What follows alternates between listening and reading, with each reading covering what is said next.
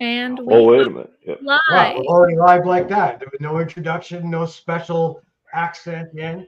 That's terrible, Fiona. Why didn't you have that set up? Now I'm just walking into the hornet's nest of people. Wow. So anyway, obviously our last. Sorry, I'm sick, people. All right, and this is how devoted I am to the world of the paranormal, and how much money I get paid to do these shows.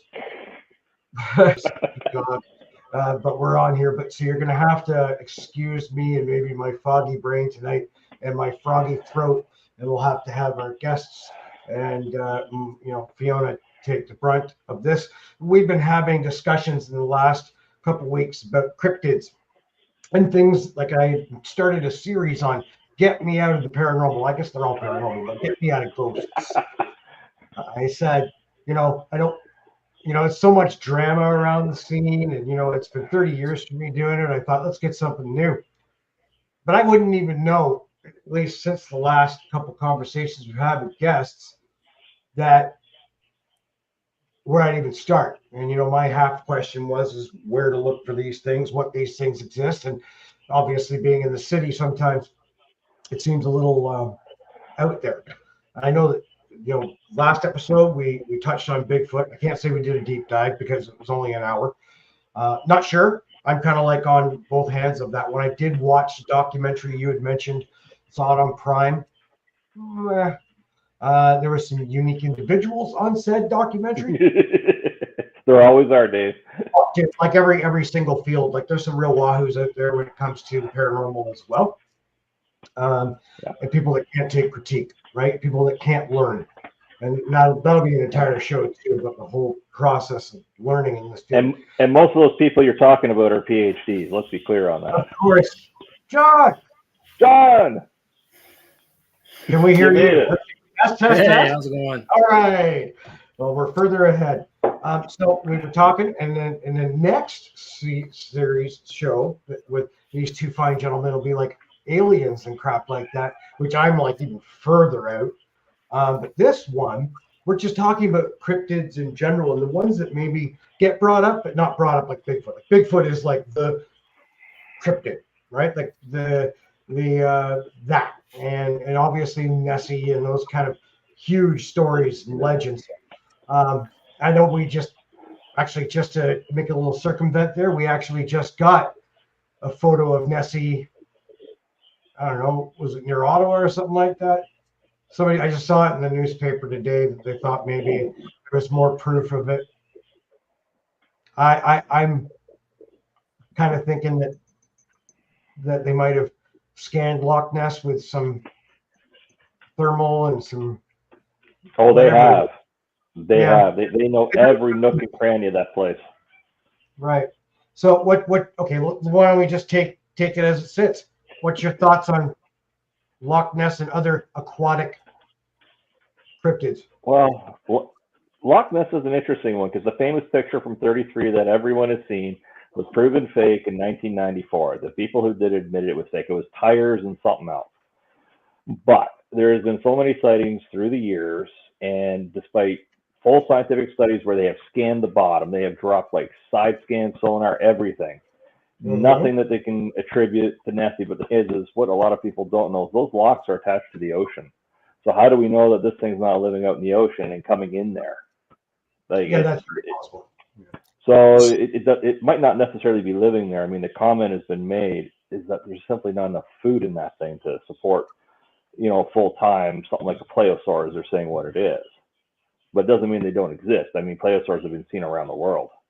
Oh, sure. And so much of the water is like undiscovered. So I think especially when it comes to like water cryptids or aquatic cryptids should probably make sense. I feel like it's just because there's so much undiscovered. I'm sure there are so many aquatic cryptids that like there has been no like. Well, a lot of these things have been put off as giant sturgeon. Like their sturgeon can grow up to be 20 feet long. Oh, they're huge. No problem. Yeah. But I mean, they've actually seen 20-foot long sturgeon. And there was a quote that I heard recently in a podcast, Monday or Tuesday. A lot of cryptids are just things that are bigger than what we already know. Hmm. So, and that covers a lot of the snakes and crocodiles and things like that. Like there's indications there's alligators in Florida that are topping 25 feet long. You just don't see them. So. Well, yeah. I mean, I guess part of me can agree that like the aquatic stuff, especially. I mean, certainly when they do their deep dives or whatever, they haven't got subs that are exploding down there. They go down and they see, the fish that are see-through, the fish that have got chemicals in them that actually make them sparkle and stuff. So I've got tons of undiscovered stuff, and if there's a place where there's going to be a huge monolith of an animal, it's probably the ocean.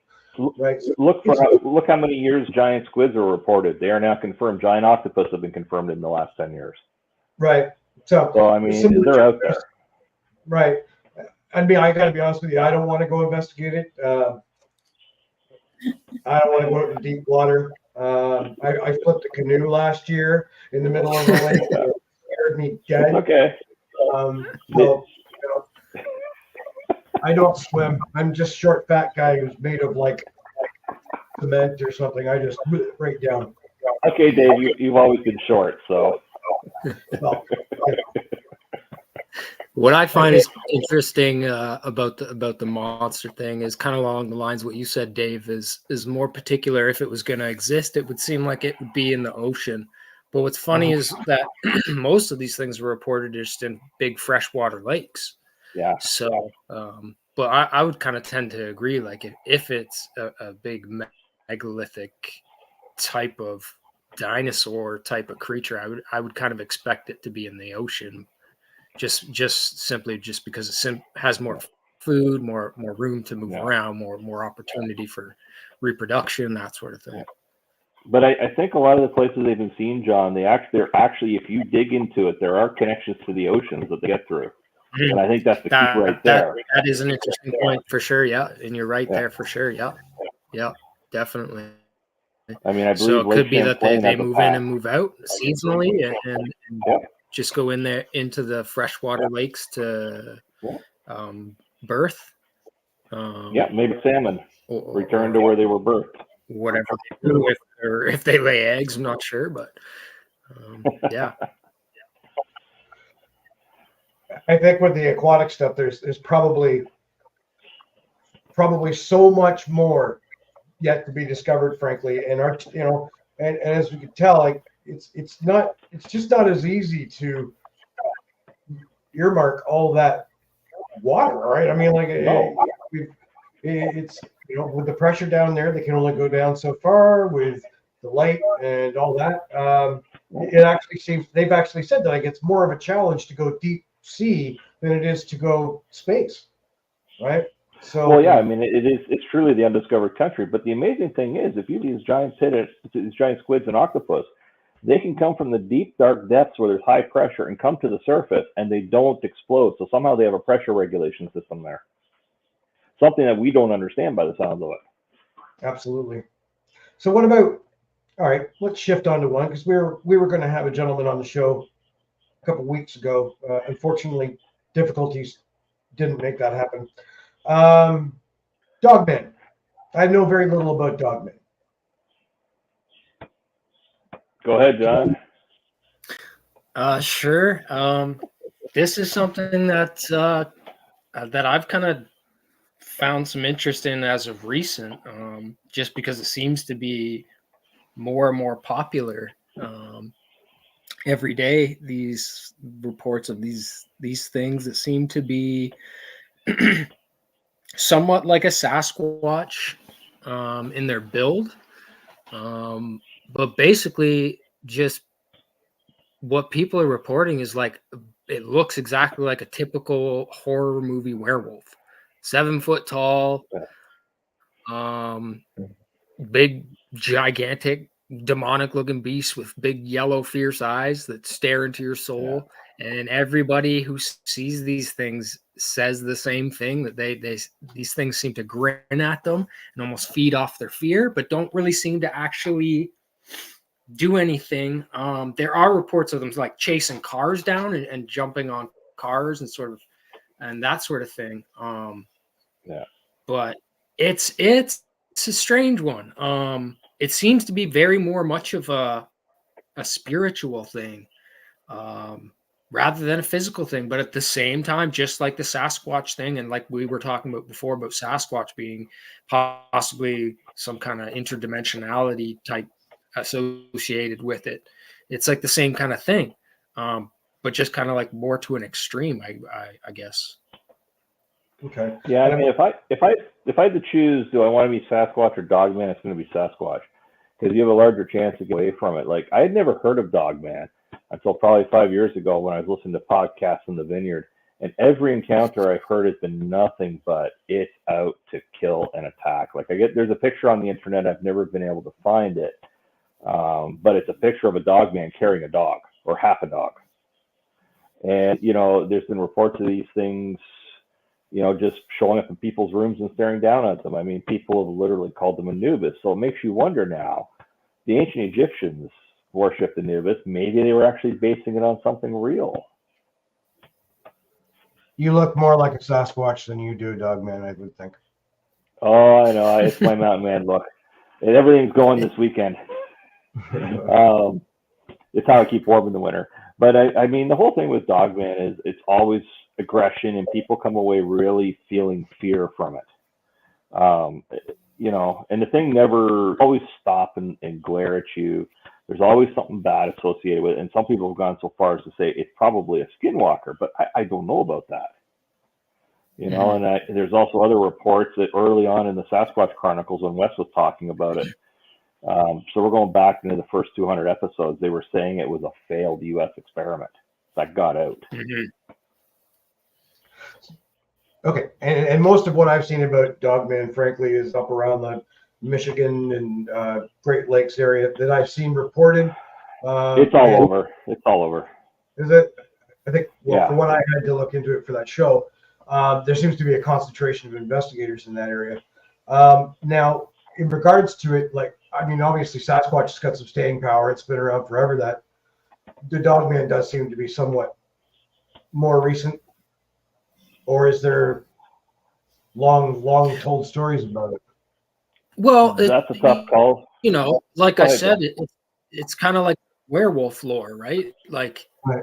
If that lore is true, it could be the same thing, or it could be something different. But what's interesting about the Dogman is instead of a human changing into this wolf being, it's like a giant wolf.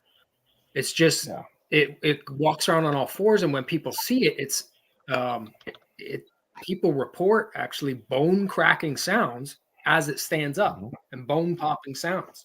That often gets reported. And then it stands up and sort of walks around them and terrorizes them and sort of does its thing. Usually ends up with people running in terror and having a lot of PTSD afterwards. Yeah, you do. I mean, a lot of the problem with looking at historical stuff, quite frankly, is with Sasquatch in particular, every region had its own name for it. Like down in the south, it's called the wood booger. So if you do historical search of Sasquatch, you're not going to find anything. You have to look up the wood booger. And it's the same with Dogman. Like whatever name they had going for it, that's what you have to search for. So it takes a lot of work to pull it out. But I mean, the closest thing, the weirdest thing I ever saw was Tony Merkel from the Confessionals. He did a whole documentary on searching for Dogman recently. You can find it on Tubi. I watched it. I wasn't really impressed with it because the camera just wasn't pointing right to see what he was talking about. Is my problem. But they showed this footage of this huge tree that would be about a 50-year-old tree, and it was being shook back and forth like it was a sapling. And that was attributed to Dogman. So the strength of these things have to be incredible. Mm-hmm. Wow. Mm-hmm. Okay, well then let's move on to something else with that, because Dogman's really. Wait, just speaking about dogs though, can you have a happy birthday to your own dog? My Loki, 5-year-old. Yeah. And you can hear mine growling in the background. Mine's wandering around.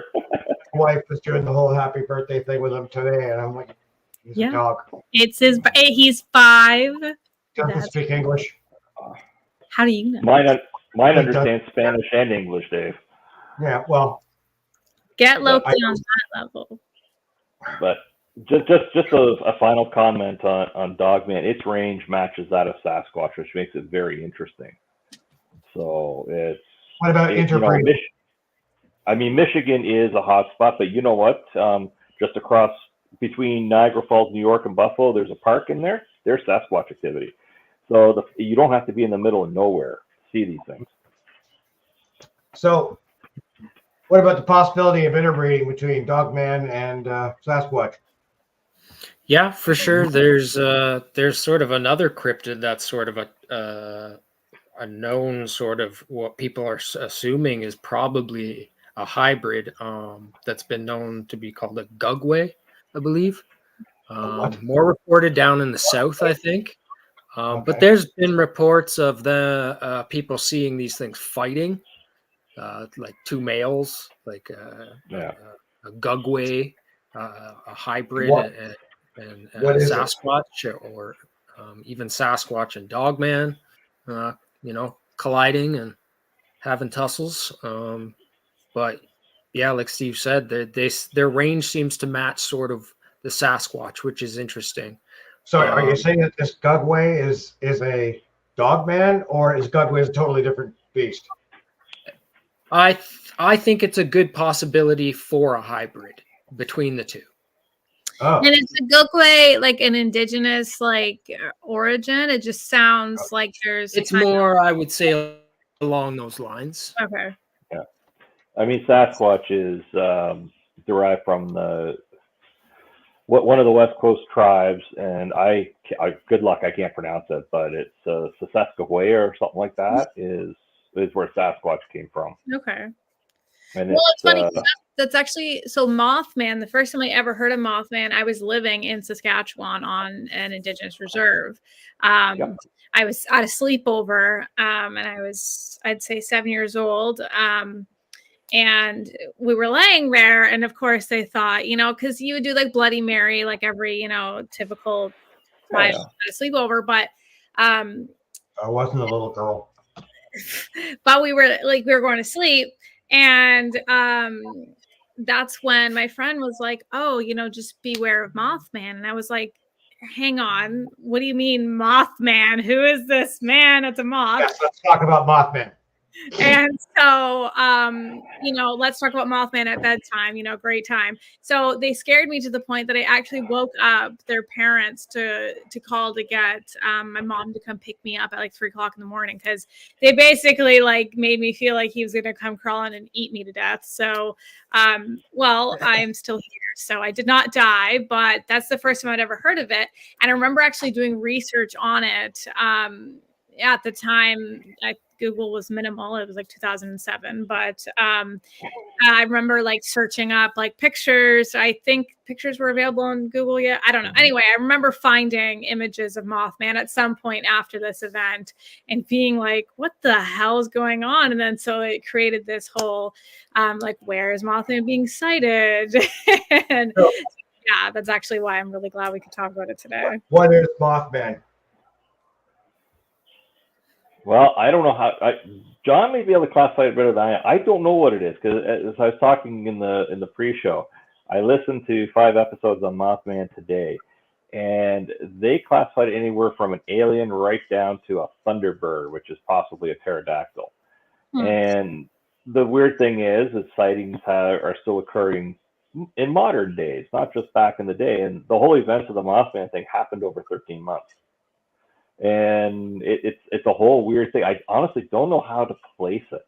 John, I mean, do you have ideas how you would place it? I think I'm kind of in the same boat as you, Steve. It does seem I don't know. It sort of has like a bit of an angelic feel. Something along those lines. Just because of the whole sort of stuff that happened around sort of the first incident, I guess you could say, the famous incident, anyways. Well, there was that one incident on the military. It's a hard one to place. It's a hard one to place for sure. Yeah, because I mean, they asked them, what are you? And they said, we are whatever you want us to be. And I mean, the first sighting was on a military base, and it was kind of looked like a pterodactyl. And then, you know, a couple days later, you have a UFO coming down, a door opening up on a hinge, and some guy coming up and talking mentally to someone in a car and saying, "Hey, I'm here." You know, there's just so many different things about it. Yeah, I mean, I've actually I was doing a little bit of research on that. I mean, they actually had, whether it was called Mothman at the point in time, and I don't think it was referred to as that, the same kind of.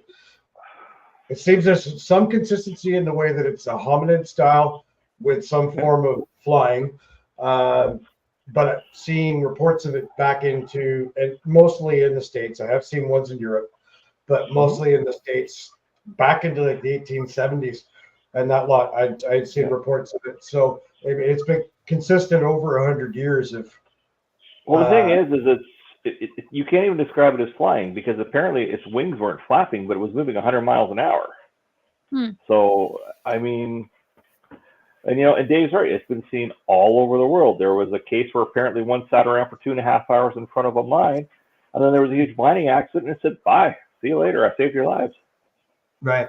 So, like, are we thinking like this is quite possibly some kind of archangel type thing? You know, maybe this is Michael coming down to save us.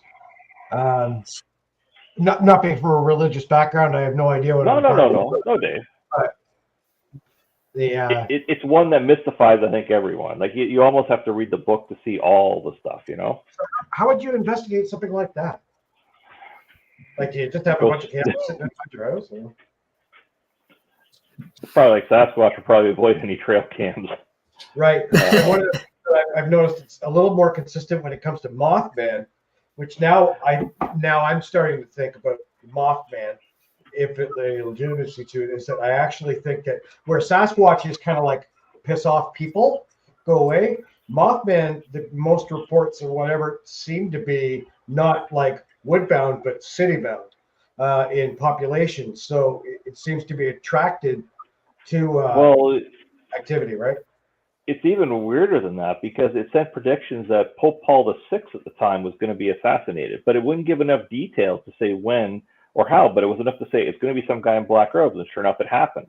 It was the same with the bridge. Something bad was going to happen, but couldn't get enough details. I believe it said there was going to be a blackout when they lit up the Christmas tree at the White House, when Lyndon Johnson was lighting it up, and then that's when the bridge collapsed. That is what it's most famously associated with. And people put that through time travel. It's very peculiar, for sure. I would kind of put it in that sort of category, or alien. Yeah, I mean, the thing is there's so many people saw stuff that you cannot believe that it's mass hysteria, nor can you believe that it's a CIA thing of them doping people's water with LSD, which they've been known to do. So it's a very difficult one, isn't it, John? Yeah, for sure. I think that's why it's sort of the sort of classic cryptid, other than Sasquatch. Just because it's so mysterious, and it's kind of mind-boggling, hard to wrap your head around. Well, yeah, I mean, apparently there is. Well, okay, the podcast I listened to was 2016, so as of 2016, there was a village in eastern Russia being plagued by a Mothman. And it was getting to the point that 8 hunters disappeared under mysterious circumstances, but then so did, what we'll call zenith predators disappearing. Like they had a bunch of tigers disappear. And those things weighed 4 or 5 pounds in that area. But it looked like the Mothman, and anyone that went after it disappeared. And what about skinwalkers? And like, I know they're largely like more in the indigenous realm and culture wise. Like I know that it's pretty much like something that they really even hate discussing. It's more like, it's there, but don't talk about it. So like, what are your thoughts on it? Well, go ahead, John. I think Skinwalker has a wide range of descriptions and meanings, and it's sort of different within different tribes. A lot of it is associated with sort of the spiritual aspect or the shamanic aspect of them trying to spiritually transform physically into this animal, into this creature, by wearing skins and acting like the animal and chanting and doing all these things. On the other hand, there's also an association with like what is also called a rake, I believe, which is just like white skin covered, real skinny humanoid thing that screams at you, I guess, in the woods. But so it's kind of different, the meaning of it. But I would kind of go with Skinwalker being sort of the traditional native shamanic sort of traditional becoming here and everywhere, right? Much is the same as the Wendigo, where the Wendigo, when I was younger, was just kind of like a spirit in the woods that, and then there's sometimes it's a physical manifestation. Same thing with Skinwalkers, right? With the Wendigo, some have equated that to Sasquatch itself, but for most of them, it's actually a very separate thing. But you see, the issue is we have something on TV called Skinwalker Ranch, okay? Yeah, this is and there is another famous case called, I think it's called the Starbright or the Starburst Ranch, and literally the same thing that they've been recording on Skinwalker Ranch was happening there, right down to a guy finding a katana like Highlander and chopping off the heads of gray aliens. So it's kind of, a lot of this stuff, much like the Chupacabra, is it's getting mixed in with this modern stuff, like Skinwalker. Is there Skinwalkers there? Probably not. I think there's a lot of other crap going on there, but, like as John was saying, the traditional Skinwalker is what he stated.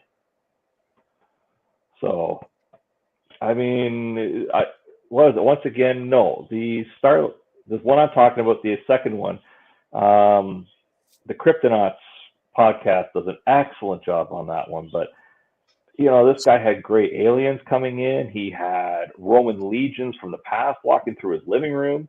He apparently had a whole flying saucer battle above his house that people all around there saw. And then apparently the, Intergalactic Federation of Justice came down. And, at some point you're just kind of like, yeah, what is going on? And I don't think anyone has a clue.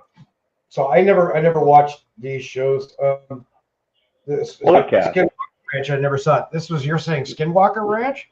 This guy was that way? Well, it's like Skinwalker Ranch. It's another one that's not too far off. I mean, 1 second. But yeah, it's once again everything's getting mixed up, isn't that right, John? There's no traditional set.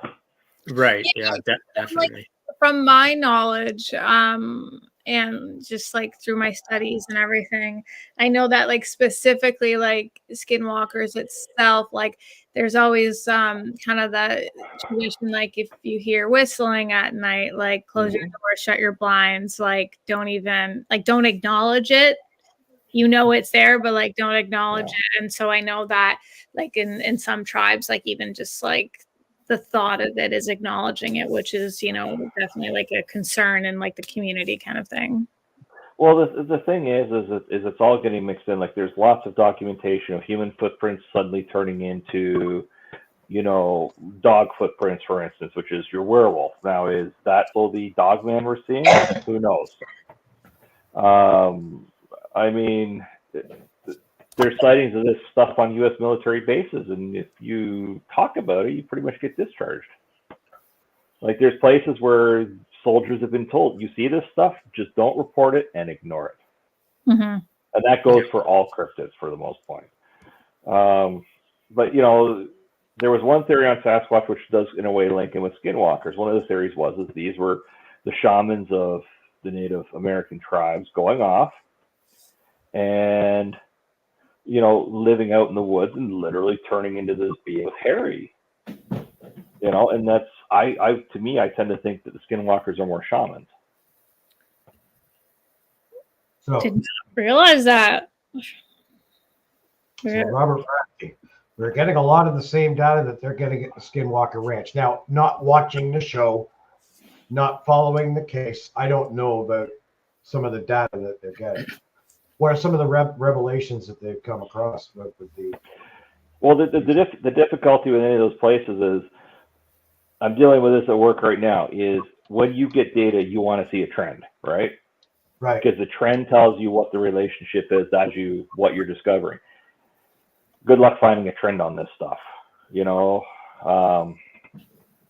I always go back to the whole talk to the Aboriginal peoples of North America. They probably have it right. Yeah. Yeah. So the thing with Skinwalker Ranch is, I guess just a quick recap to introduce you to it is, there was a family that moved in, bought this ranch. Basically the day they moved in, they encountered a very large wolf. Right. That was like coming very close to them, was acting really weird. And then I think it like grabbed one of their calves. Because this is a cattle ranch, a very, very big cattle ranch, a lot of money invested into it. Right. And it grabbed one of these calves. And the father got his shotgun out of the back of the truck and hit it a few times. And it pretty much turned around, looked at him and like, are you kidding me? Yeah. And took off. And then after being in the house for a little while, everything started happening, from seeing UFOs, Sasquatch type stuff going on, ghostly paranormal stuff going on all over the property, within the house, just everything. Seeing portals open up and like shadow beings jumping out. Yeah. And it was just kind of craziness. They even had a report where they left to go into town, I think, like a 20-minute, 30-minute drive away, to grab a few supplies, came back, and their two like prize bulls, massive bulls, were both crammed into this trailer, like ass backwards. Yeah. And there's no like, and with the tail gone up and everything locked in there, like there's no possible way that these two bulls would even get near each other without tearing each other's faces off. Yeah. And they were locked in there, basically weeping, crying. So there's been cattle mutilation, everything. Where is this ranch? Everything. Utah, southern Utah, is it? Utah? I feel like everything happens in Utah. Yeah, it's like a vortex type of thing. We don't have time to discuss that issue. But even with the Starlight Ranch, just, Robert Bradley was saying they're getting a lot of the same data. The thing is with the Starlight Ranch, they had horse mutilations. His favorite dogs got mutilated by gray aliens. He could shoot them, he could do whatever, but they regenerated. It wasn't until he was chopping their heads off with the katana sword that he found that he started beating them back. And the thing is, sure, we're getting a lot of data, but we're getting a lot of failed experiments too, because a lot of the stuff simply, like Sasquatch, batteries will go dead in seconds that will be new and fully charged, and things are just failing. So we're getting more what I'll call along the lines of anecdotal evidence, because you can kind of see something happening there, but you don't know what. And until you get more firm evidence that may be on the same thing or something slightly different that firms up that evidence, you almost have to call it anecdotal in that way. It's like, okay, I'm seeing something, but now I need to figure out how I can figure out what that is. Well, I had no idea that CPRI was even into the cryptid research component. We'll have to go down to Virginia and do some of that with them. Yeah, because I know we've been talking about making the trip, but I knew not in the summertime. We did that the last time, and it's like 40, 45 degrees centigrade. The thing is, Dave, you and Fiona, you guys asked us in to talk about cryptids, but what you guys maybe don't realize is there's so much overlap with the paranormal. Absolutely. Yep. It's almost the same subject, Well, I mean, we're all in the same family of subjects, so. Oh yeah. How about chupacabra? Other than looking like an absolutely delicious thing to eat, I'm not a hunter, but chupacabra is an interesting one. John and I were discussing this one day. The original idea of a chupacabra was like a two-legged thing about 3 or 4 foot tall that would suck blood out of goats. And this is what was the information coming up from Mexico at the time. But why? Then, why specifically goats? Easy prey, but I think they went for cattle as well. I mean, you got to look at these things. You know, what's the role of these animals in our society? And that's part of the problem too. Is we put our own ideas onto these things. But the chupacabra transformed into dogs that were considered to be heavy in mange, and then someone actually, caught them killing their livestock. They shot them. They did the DNA test, and it turns out that these things were those old Aztec dogs they used to have. They have no fur. They are fiercely loyal to their owner to the point that they will kill for you without you even giving a command.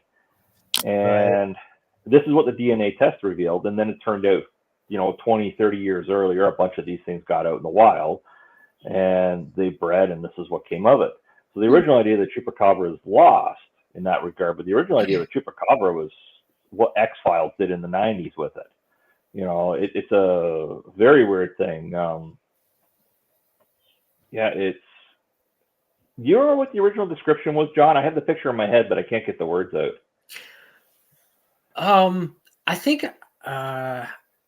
I think I referred to it sort of along the same lines of the Jersey Devil description. Like you said, like an upright, not very large, maybe like a 4 foot tall, 120 pound type animal creature, with fangs like a vampire, bite the neck, and hence the term goat sucker, or chupacabra.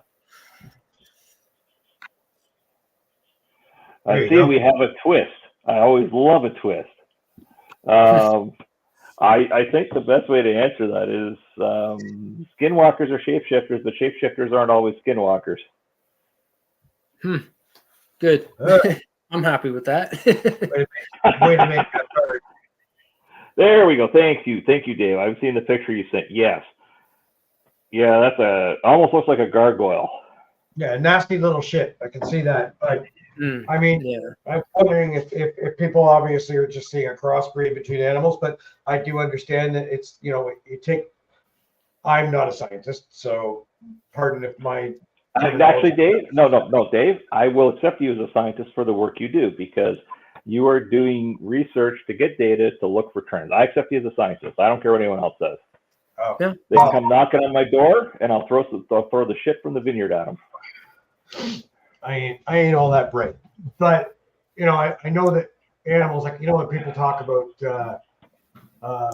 dogs and coyotes and wolves, all that crossbreeding, and a veterinarian will come up and say, they're definitely, of the physical stature, the same thing, but there's different things in their DNA that wouldn't allow the cross to happen. Actually, so, Dave, I have a very strong comment on that based upon my experience in the vineyard. Currently, that's a chupacabra, the traditional one. So, cute. But in terms of first of all, veterinarians, sometimes they don't know their ass from a hole in the ground. I'll be quite blunt on that. I'm working, as you know, I'm working in a vineyard. So I go to the vineyard, I see wildlife all day. I have a cross between a coyote and a dog and a wolf going through that vineyard every day. So it happens. Oh, yeah. There's certainly coy wolves. There's coy wolves up around my area. Yeah. I've got coyotes in the vineyard all the time, but this thing is unique because it's bigger than a coyote. It's brown, and luckily at this point, it is still afraid of me. I fear the day it isn't. But a recent DNA study of what's going on across Ontario has shown that there's coyote wolf crosses with about 30% domestic dog DNA in them. And that's going to be a problem. Yeah. So, that's why I say I love when vets say something, because sometimes they just don't know. Talk to the farmers. Yeah, talk to the This is the good way, right?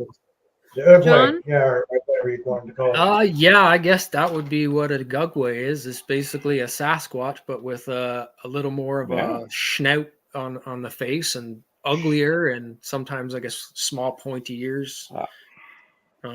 Yes, and Tom, you're quite Tom, right on. You're quite right, Tom. Comment, Tom.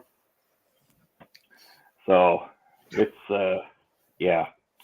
I'll put this out there just so people understand where I'm coming from. I have in many ways lost faith in scientists because of some of the stuff I've seen. So this is why I will question things a lot further, which is why, you know, I look at John, I look at David, I look at Fiona, I accept them more as scientists than some of the people that have been trained for it because they don't operate inside of a box.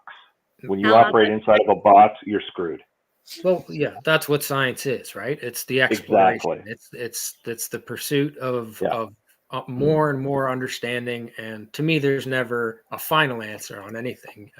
Technology gets better. No. Information gets better, and answers get better. Yeah, Is there anywhere in Ontario like Skinwalker Ranch? I don't know of any. Do you, John? Not that really pops to mind. I think Oshawa, probably. I mean, not really the same thing as Skinwalker Ranch, but I mean, there's definitely just, I think, Northern Ontario. Once you kind of just get into like just Muskoka and beyond, is largely mysterious and highly concentrated for all kinds of paranormal, whether it's Sasquatch, whether it's ghosts. No. Oshawa's not sophisticated enough, Andre. No way. In the swamp. We don't have. That's, I was going to say something about Pembroke, but kind of the same thing. If you go to North Bay and meet our buddy Greg, you might find one. But the thing I want to say about Skinwalker Ranch and the other places is I think the connection is the type of stone that's in the area. I think that's the key. Yeah, because Utah, I don't know exactly where in Utah is, but I've seen the thing, and there's a lot of bluffs, a lot of big chunks of rock and stone, and I believe that the Starlight Ranch was the same way. And I think there's a key to that we just don't understand the energies in those rocks. This is an interesting theory that Northwest Paranormal just brought up. What if these people are placed and forgotten in our world? Well, there's a theory that this is actually overlap of. So okay, I'll get into 2 minutes of physics or less. So string theory. Basically. I'm right with you. No. I got this simple. Past, present, and future all exist at the same time. Yeah. The ability to go from one to the other is either there's a weak point in space-time where they cross over, and a lot of people said this is what ghosts actually are, or you get into the other point that if you are of a similar frequency to where these other lines are, you can cross over to them as well. So, a lot of people have said, because we all know maybe not everyone knows the story of Versailles, where these two ladies went there, and a few times they ended up in the past around the time of Marie Antoinette, and they're basically saying this is an overlap of time. And as we move forward, the overlaps in time will move forward. So, I mean, this is how they explain the whole ghosts at Gettysburg, for instance. Yeah. That's the look. I mean, the ghosts at Gettysburg, just for that's what got me doing what I do now, and I could never explain it down there. As far as actual hard proof, nope. You just had to be there. I've probably been to Gettysburg 13, 14 times now. Yeah, this here, the Toronto Tunnel Monster. I don't know if anybody's got it. Never heard of it, but it reminds me of the big black cats people are reporting all over the place, which have been pretty much confirmed to be melanistic cougars or bobcats. Cougars. I used to date when I was younger. Yeah, we're not talking that kind, Dave. And yes, I know what you're talking about. For instance, there's been a lot of Black Panther sightings, as they call them, down in Florida, even Texas and such. I mean, they're all blamed on, someone knew they were going to get caught for having these things we're not supposed to, and they let them out in the wild. I don't know. Once again, it all goes back to the trouble is, to get data, you have to design an experiment. But if you don't know what the hell you're looking at, you don't know how to design an experiment. Right. There's nothing to base the test on. So now we've got a couple people here. Now, Cody, and you'll have to excuse me, guys. I can't see all the comments because I'm not signed into something. I just see them here. Okay. So I see them, Dave. I live 45 minutes from Toronto. Cody, where are you? And you said you heard of it, right? Yeah, I've never heard of it. So Tom has seen one too. Yeah, Tom's right down in that area as well, and he's had all kinds of different encounters. Yeah. He's got some interesting stories, and I've Why is been everybody doing from Oshawa, man? I've been doing some work with Tom and doing a regular show Friday night, so we're trying to get that going. What I have to question Cody on is how he feels that Toronto's 45 minutes from Oshawa. I mean, what time machine are you using? It was always an hour and a half for me. I'm not making fun. Cody, I'm not making fun of you, but it's just an observation. Yeah, the traffic's worse every day. When I leave for the office at about 5 a.m, I can do it in about 90. But yeah. There's actually been a Black Panther reporting in my area. This would have been back in early 2000s. I read about it online. I couldn't find you the article about it now. It was a very quick, brief article. But I had a friend. I won't say a friend, but an acquaintance, I guess. Somebody I knew who told me that they were camping in sort of a local park, conservation area, and they were leaving in the morning, packing up, and heard something and looked kind of over the bushes, and about 40 yards away, they saw this Black Panther with its mouth around a deer's neck. And they pretty much got out of the area quick, and they said when they were leaving, there was all kinds of MNR presence around, and the park got shut down. And I did look into it after, and I did find something about it in a small paper, but it didn't last long, and this was in the early days of the internet for sure. Yeah, I'm surprised you'd have the RCMP showing up for you doing your research. No, it's just more ministry, natural resource guys, wardens and stuff like that. But yeah, so that was kind of interesting. I myself actually thought I saw a cougar in my area, and they have been reported. There was one reported not far from where I live right now, not very long ago. Well, rule number one with cougars and bobcats is don't believe what the government tells you, because they'll tell you they're not there to keep the fear down. So yeah, exactly. And Northwest out there. Yeah. So just to answer, getting a question there by Northwest. Well, they're talking about UFOs. Come to the next podcast. Yeah, the next podcast is on UFOs. We're gonna leave you on a cliffhanger for that. Picton. Cody, we've done a number of investigations down in Picton. Yeah, I believe it, Cody. Old Air Force Base. And just to introduce people on this list, I don't know if people can see the list or whoever's on.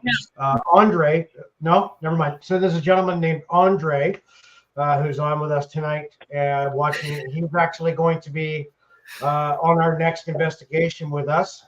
Nice. He approached me.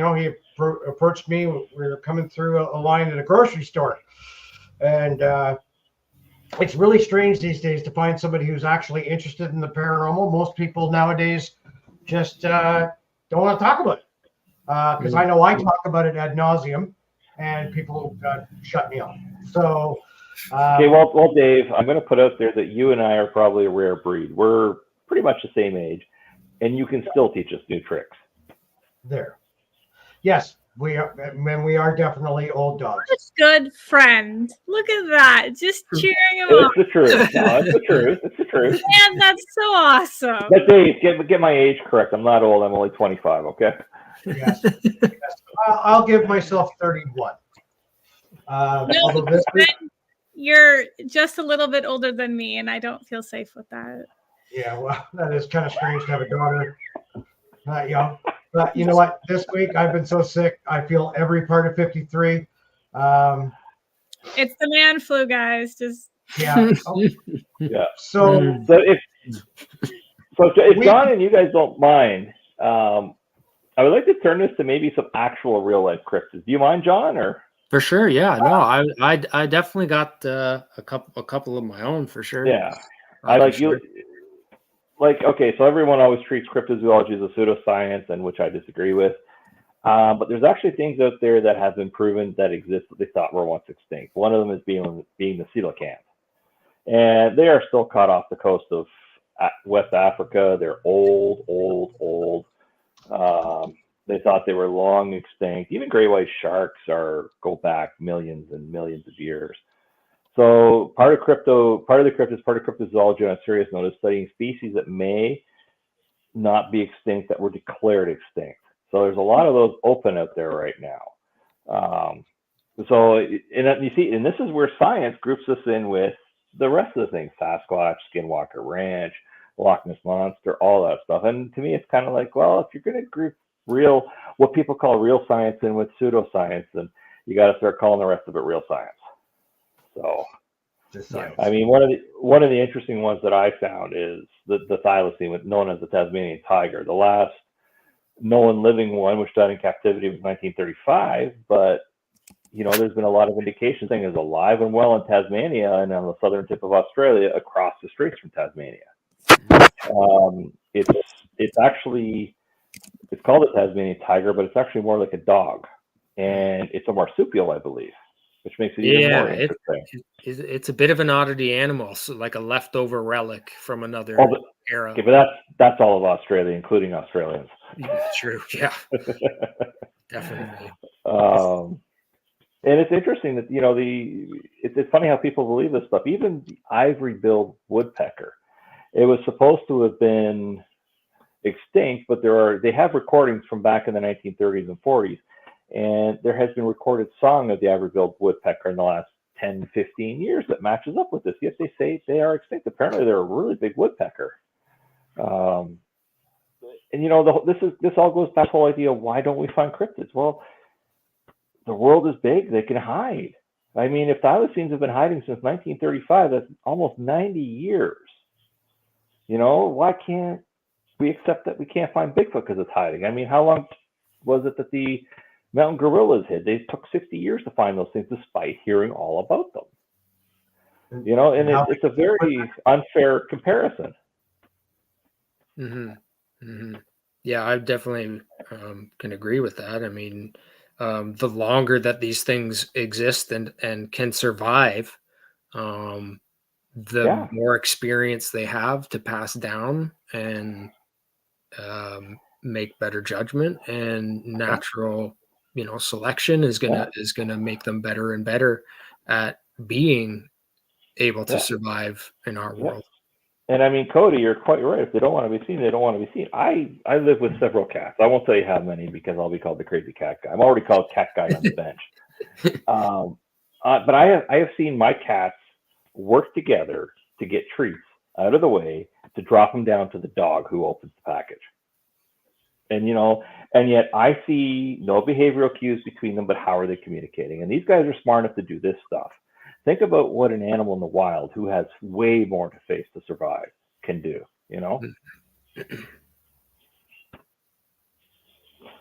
Well, some people need closed north with paranormal research. I'm sorry. Like, I prefer to keep it closed. That's my preference. Making the tunnels. I mean, as much as people would like to see that. Well, I don't know, Dave. Maybe there's prices people will pay, Dave. But I mean, the whole thing is you want to go see my channel on OnlyFans? Please subscribe, because I can definitely have a side gig. I'll never want to see. Careful what you wish for, man. Yeah, that's Wes's quote goes a long way, doesn't it, John? Be careful what you wish for. But all honesty aside, is that this is where science fails cryptozoology, because thylacine was a known animal, coelacanth is a known animal, ivory-billed woodpecker was a known animal. Right. And yet you can't find a scientist to say, oh, maybe Bigfoot is an animal. I'm pretty convinced that if you took 3 of the top research zoologists in the world, and I'm going to say zoologists because, it covers a lot of research area. You could have Sasquatch walk in with his family, have an entire meal in front of them, sit down and chat with them and walk out and they say it still doesn't exist. Because the issue with scientists is their minds are very closed. If it's outside of their box, they don't understand it or don't want to understand it. And this is what I've confronted in my career. So many times. And yet, you know, if we're going to put the thylacine, the ivory-billed woodpecker, which are real animals at one point in time, in the same boat as, you know, Sasquatch, Loch Ness Monster, Mothman, Chupacabra, then you bloody well better start taking it seriously. And this is why people like Dr. Jeff Meldrum, there were a few others, one has passed away recently, took it seriously. It's very few PhDs, and you know, but there is a movement forward because now there's a university that's willing to test anything that they think is Sasquatch. So it's starting to pick up progress, but they used to be the kiss of death in academia. So this is why a lot of this stuff is never taken seriously, and yet there's so much research you can do. Yeah, definitely. You know, just okay. So with that, guys, I've got 3 minutes to close this up. So our next episode, which will be in May, to be announced, will be on UFOs. We have a very, very busy CHAPS May. Oh, chat. Right We have an investigation at the haunted Hinsdale house in a week. So there's some exorcisms and stuff done there. I think some of the claims are a little, you know, out there, like they are for everything. I'm going to do a bunch of experiments there. I've got audio tracks from exorcisms, like exorcism benedictions, and I've got somebody. Actually, I was going to throw a shout out to Len from Long and McQuaid here in town. Asked me to go there. He donated and made an LED strobe. Going to do some tests with that. We're going to do a bunch of tests we don't normally do, and then 2 weeks after that, we're at the Sir John Johnson house. Round 3. Yeah, round 3, third time there, 9th oldest house in Canada. And we'll see if we can replicate the results we've gotten in session 1 and 2, which are close to each other.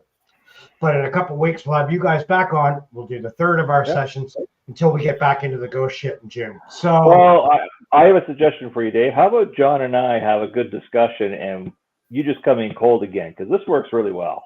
Yeah, for sure. Yeah. Oh, yeah. Like I surprise you. You guys are talking about stuff that isn't my gig. So I'm fascinated by it and could just ask the questions. Yeah. I want to thank everybody for coming and watching it. Yes, thank you. Sorry, Dave, I just want to address Tom's question here. Why do people get multiple encounters while others only get to see them once in a lifetime? I think that goes down to how open you are and how in touch with nature you are. So for sure. I think that's exactly what it is. Yeah, I definitely think, you know, it just coincides with the physics that we don't really understand and resonant frequencies. You know, you resonate and you're in the same realm. Maybe. We don't know. These are questions to be gone forward. And again, if we haven't answered, lots of you guys out there, I know Northwest, you've been tossing in lots of questions and commentary. I can't type out an answer to you. I'm not connected that way here. But really in depth, maybe. Well, yeah. So you know what? Thanks a lot. I've only got like 10 seconds. Andre, thank you. Bye from Oshawa. Thank you, Dave, for the opportunity. Bye from Niagara on the Lake. Till then, thanks, guys. All right, and we are off.